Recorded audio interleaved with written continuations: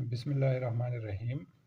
इस वीडियो में resonance in LCR circuit के रिलेटेड कुछ एमसीक्यूज़ हैं। पहला सवाल है कि the phase difference between voltage and current during resonance in LCR circuit is.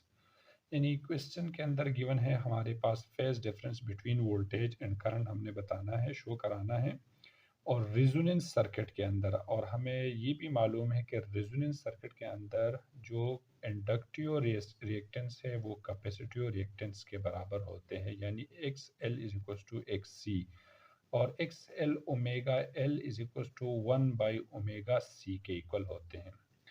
और मतलब इस कॉम्बिनेशन के अंदर हमें ये भी मालूम है कि अगर इंडक्टिव रिएक्टेंस कैपेसिटिव रिएक्टेंस के बराबर होगा तो इस केस के अंदर सर्किट हमारे पास जो है रेजिस्टिव सर्किट होगा। और रेजिस्टिव सर्किट के अंदर ऐसा है कि वोल्टेज और करंट के बीच में नो फेज एंगल है, यानी वोल्टेज और करंट जो है वी और आई जीरो फेज एंगल पे है। तो यहाँ पर ए ऑप्शन करेक्ट है।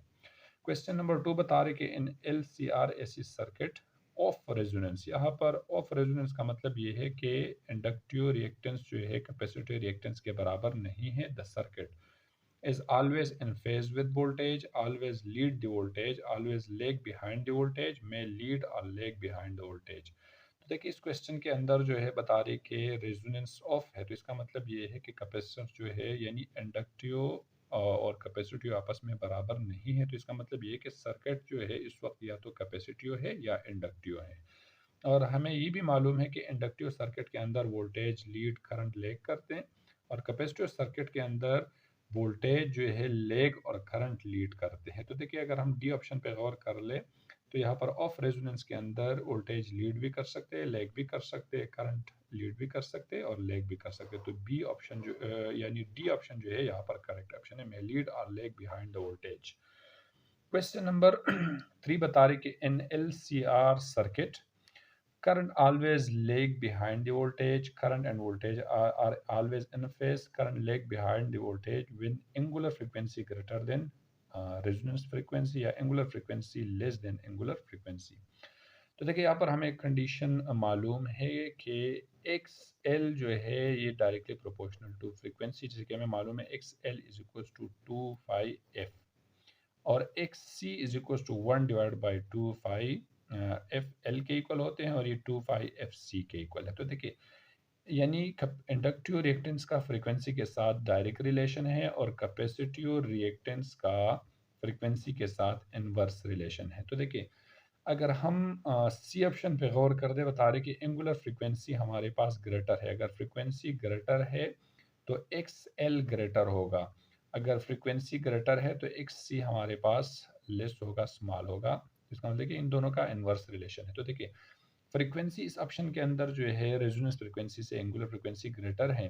जब ग्रेटर है तो सर्किट जो है इंडक्टिव सर्किट होगा और इंडक्टिव सर्किट के अंदर हमें मालूम है current legs behind the voltage और वोल्टेज लीड द करंट जो है इसके अंदर है। तो यहाँ पर जो सी ऑप्शन है वो करेक्ट ऑप्शन है, यानी current lags behind the voltage if the frequency angular frequency is greater than the resonance frequency।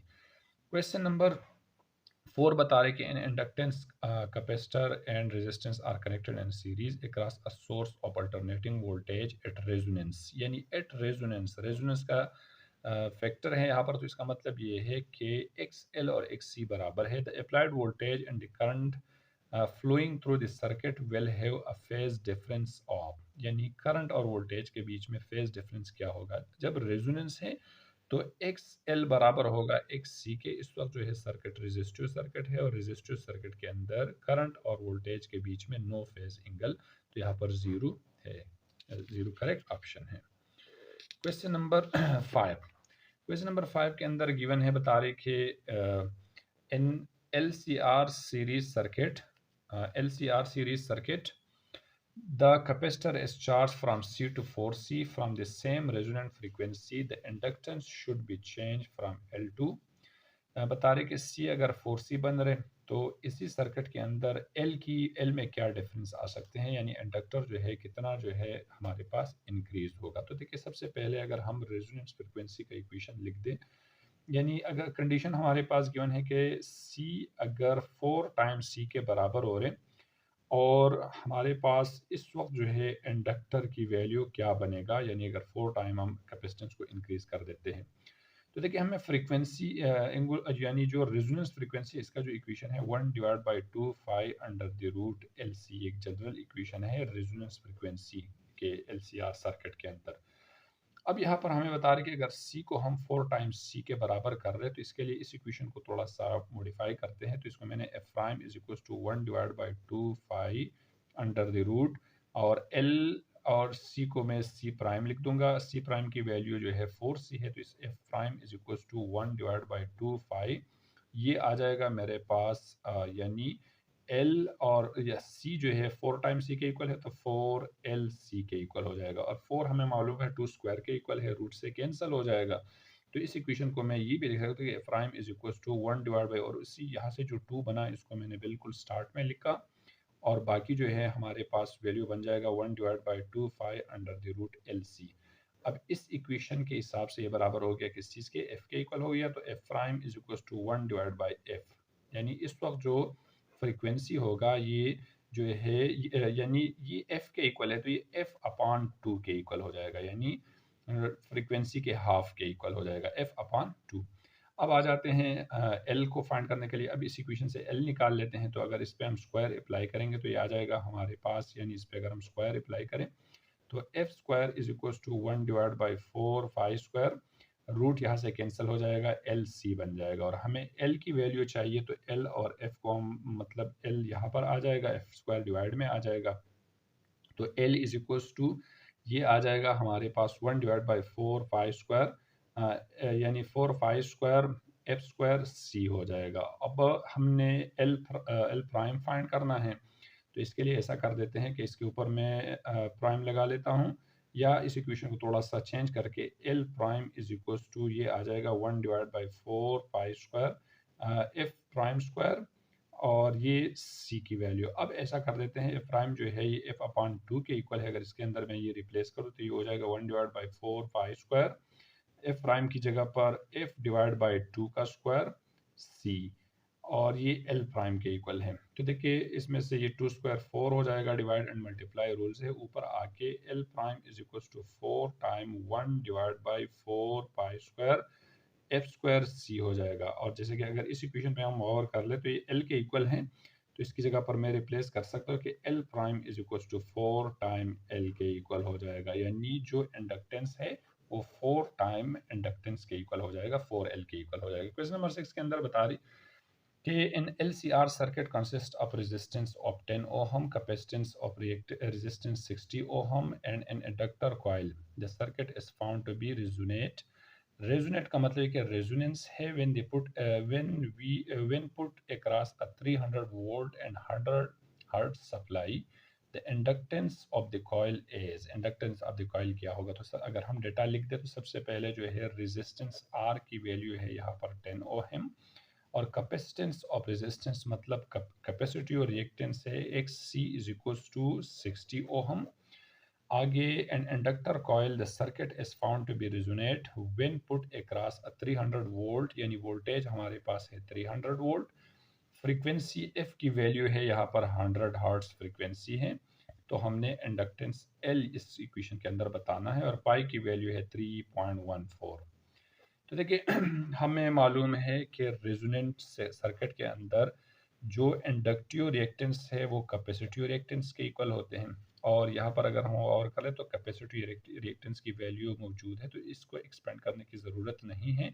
और एक्स एल हमें मालूम है कि ये 2 यानी ओमेगा एल के इक्वल है और ओमेगा 2 फाई एफ एल के इक्वल है तो एक्स सी बराबर हो जाएगा 2 फाई एफ एल के इक्वल हो जाएगा। अगर इसके अंदर अब हम वैल्यूज रिप्लेस करें और हमने मालूम करना है एल तो एल बराबर हो जाएगा L is equal to X C divide by 2 pi F के इक्वल हो जाएगा। अगर अब इसके अंदर हम वैल्यूज रिप्लेस करें तो एक्स सी की वैल्यू है 60 डिवाइड बाई 2 3.14 और फ्रीक्वेंसी गिवन है 100। जैसे कि अगर इसको हम कैलकुलेट कर देते हैं तो ज़ीरो इसके साथ कैंसिल हो जाएगा और ये आ जाएगा हमारे पास 2 3 बन जाएगा। इस तरह से अगर हम इसको कैलकुलेट कर देते हैं तो एल की जो वैल्यू है ये बन जाते हैं 0.1 एच के इक्वल हो जाते हैं, यानी इंडक्टेंस हमारे पास 0.1 हेनरी के इक्वल है। Question number 7। क्वेश्चन नंबर 7 में गिवन है कि इन LCR circuit contain L is equals to 8H, C is equals to 0.5 microfarad, R is equals to 100 ohm, and resonant frequency of this circuit is, तो resonant frequency किस चीज़ के equal होगा? LCR circuit है, inductance है 8H, C की value है 0.5 micro, तो exponential -6 farad के इक्वल होगा। रेजिस्टेंस हमारे पास है 100 ओहम, और रेजोनेंट फ्रीक्वेंसी एफ किस चीज़ के इक्वल है? तो रेजोनेंट फ्रीक्वेंसी का इक्वेशन है 1/2 pi under the root L C. इसके अंदर अगर हम वैल्यूज रिप्लेस करते हैं कि पाई ऑप्शन में गिवन है तो इसकी वैल्यू रिप्लेस नहीं करते हैं, तो ये 1/2 पाई पाई अपनी जगह पे आ जाएगा अंडर द रूट। एल की वैल्यू क्वेश्चन के अंदर है 8 और सी की वैल्यू है 0.5 एक्सपोनेंशियल -6। देखिए अगर इसको हम कैलकुलेट करके एफ इज इक्वल टू 1/2 पाई, और ये आ जाएगा हमारे पास, यानी 2, अगर हम इसको सॉल्व करके फिर 2 से मल्टीप्लाई करेंगे तो इसका जो फाइनल सोल्यूशन है वो बन जाएगा 4 एक्सपोनेंशियल -3 पाई हो जाएगा। और देखिए 4 को ये अपने जगह पे आ जाएगा, एफ इज इक्वल टू ऊपर जाके 10 की पावर 3 और 10 की पावर 3 1000 के इक्वल होते हैं, डिवाइड बाई 4 पाई, तो इससे कैंसिल होके 250 हो जाएगा। तो F is equal to 250 divide by 5 hertz के फ्रीक्वेंसी जो है इसके इक्वल हो जाएगा। क्वेश्चन नंबर, यानी यहाँ पर जो करेक्ट ऑप्शन है वो 250 डिवाइड बाई 5, यानी सी ऑप्शन करेक्ट है। क्वेश्चन नंबर 8 बता रहे कि resistance R and inductance L and capacitor C are connected in series. The source AC source of angular frequency omega if the resonant frequency is omega naught, यानी frequency हमारे पास omega के equal है और resonant frequency जो है ये omega naught के equal है। If the resonant frequency is omega naught, the current will lag behind the voltage. Current lag behind the voltage मतलब वोल्टेज लीड और करंट लेग जो है ये इंडक्टिव सर्किट के अंदर करते हैं। और इंडक्टिव सर्किट के अंदर हमने इक्वेशन पढ़ा था कि X L directly proportional to frequency, और कैपेसिटिव सर्किट के अंदर X C inversely proportional to frequency. तो देखिए अब इसका मतलब ये है कि हमारे पास फ्रीक्वेंसी ग्रेटर है, जब फ्रीक्वेंसी ग्रेटर है तो सर्किट जो है ये इंडक्टिव बिहेव करेगा, ठीक है। यानी फ्रीक्वेंसी ग्रेटर तो एक्स सी स्मॉल, तो इट्स मीन कि ग्रेटर फ्रीक्वेंसी पे सर्किट का जो बिहेवियर है, सर्किट का बिहेवियर इंडक्टिव है। तो यहाँ पर हमारे पास जो बी ऑप्शन है ये करेक्ट है कि अगर फ्रीक्वेंसी एंगुलर फ्रीक्वेंसी से ग्रेटर है तो सर्किट का बिहेवियर जो है इंडक्टिव होगा, यानी सर्किट का बिहेवियर इंडक्टिव हो तो इस वक्त जो है current leg behind the voltage करेगा। तो यहाँ पर बी ऑप्शन करेक्ट है। तो ये थे कुछ क्वेश्चन यानी रेजोनेंस इन एलसीआर सर्किट के ऊपर। मज़ीद क्वेश्चंस जो है नेक्स्ट वीडियो के अंदर डिस्कस करते हैं। अल्लाह हाफ़िज़।